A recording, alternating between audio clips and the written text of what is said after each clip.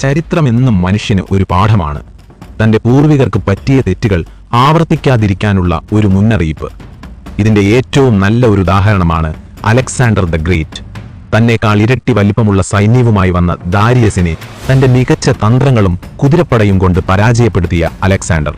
എന്നാൽ ഇന്ത്യയിലെ ഒരു ചെറിയ രാജവംശമായ നന്ദ എംപിരിന്റെ മുന്നിൽ അലക്സാണ്ടർ പോലും മുട്ടുമടക്കി. ഇതിനെ കാരണമായി ചരിത്രകാരന്മാർ പറയുന്നത് അലക്സാണ്ടറുടെ ദീർഘകാല ഭരണപരമായ കാഴ്ചപ്പാടിന്റെ, ഉൾക്കാഴ്ചയുടെ, തന്ത്രപരമായ ക്ഷമയുടെ അഭാവം, ശത്രുവിനെ കുറച്ചു കാണുന്നു എന്നിവയായിരുന്നു. BC 331 ഗൗഗമേല യുദ്ധത്തിന് ശേഷം അലക്സാണ്ടർ സ്വയം ഏഷ്യയുടെ രാജാവായി പ്രഖ്യാപിച്ചു. പേർഷ്യൻ പ്രഭുക്കന്മാരെ പിന്തുടർന്ന് ആധുനിക അഫ്ഗാനിസ്ഥാനിലെയും ഉസ്ബെക്കിസ്ഥാനിലെയും ബാക്ട്രിയ, സോഗ്ഡിയാന തുടങ്ങിയ പ്രദേശങ്ങളിലേക്ക് താമസം മാറി. ഗറില്ല യുദ്ധം കാരണം ഈ പ്രചാരണങ്ങൾ ബുദ്ധിമുട്ടായിരുന്നു. ഈ സമയത്ത് അദ്ദേഹം റോക്സാനയെ വിവാഹം കഴിച്ചു.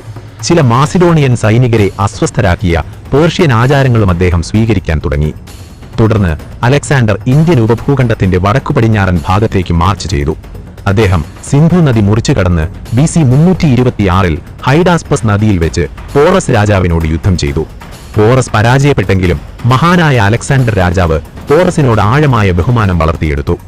ഗ്രീക്ക് വിവരണങ്ങൾ അനുസരിച്ച് പോറസിന്റെ നിരവധി ഗുണങ്ങൾ അലക്സാണ്ടറിനെ ആകർഷിക്കുകയും അദ്ദേഹത്തെ വെറുതെ വിടാൻ മാത്രമല്ല, അദ്ദേഹത്തിന്റെ രാജ്യം പുനഃസ്ഥാപിക്കാനും അദ്ദേഹത്തെ പ്രേരിപ്പിക്കുകയും ചെയ്തു.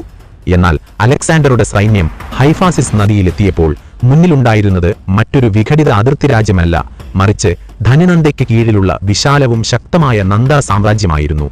ഗ്രീക്ക് വിവരണങ്ങളിൽ ലക്ഷക്കണക്കിന് കാലാട്പടയെയും ആയിരക്കണക്കിന് കുതിരപ്പടയെയും രഥങ്ങളെയും ഏറ്റവും ഭയാനകമായി ഫാലങ്സുകളെ തകർക്കാനും അവയുടെ ഭാരത്താൽ കുതിരപ്പടയെ തകർക്കാനും കഴിയുന്ന വമ്പിച്ച യുദ്ധ ആനകളുടെ നിരയെയും നിയന്ത്രിക്കാൻ കഴിയുന്ന ഒരു ശക്തി. ഹൈഡാസ്പസിൽ അതിനകം തന്നെ അലക്സാണ്ടർ ആനകളുടെ ഇടിമുഴക്കം അനുഭവിച്ചു. ഇപ്പോൾ ഗംഗാ നദിയുടെ അനന്തവും ഫലപുഷ്ടവുമായ സമതലങ്ങളിൽ അവരെ കൂടുതൽ സംഖ്യകളിൽ നേരിടാനുള്ള സാധ്യത അദ്ദേഹം നേരിട്ടു. അവിടെ ഇടതൂർന്ന ജനസംഖ്യ എന്നത് അക്ഷയമായ മനുഷ്യശക്തിയും നീണ്ടുനിൽക്കുന്ന യുദ്ധവും അർത്ഥമാക്കുന്നു. മഴക്കാലത്ത് വീർത്ത നദികൾ സൈന്യങ്ങളെ വിഴുങ്ങാൻ കഴിയും. വർഷങ്ങളുടെ കീഴടക്കത്തിന് ശേഷം സഹിഷ്ണുതയുടെ പരിധിയിലേക്ക് നീണ്ടുനിൽക്കുന്ന തന്റെ യുദ്ധത്തിൽ ക്ഷീണിതരായ സൈനികർ മഹത്വമല്ല, മറിച്ച് ഉന്മൂലനം കാണുന്നു. അങ്ങനെ അലക്സാണ്ടർ ഭയപ്പെട്ടത് മറ്റൊരു സൈന്യത്തെ മാത്രമല്ല, മറിച്ച് തന്റെ ധീരമായ മുന്നേറ്റത്തെ മന്ദമായതും തകർന്നതുമായ ഒരു ദുരന്തമാക്കി മാറ്റാൻ കഴിയുന്ന ഒരു കേന്ദ്രീകൃത ഇന്ത്യൻ സാമ്രാജ്യത്തിന്റെ വ്യാപ്തിയും ആഴവും നിരന്തരമായ ശേഷിയുമായിരുന്നു.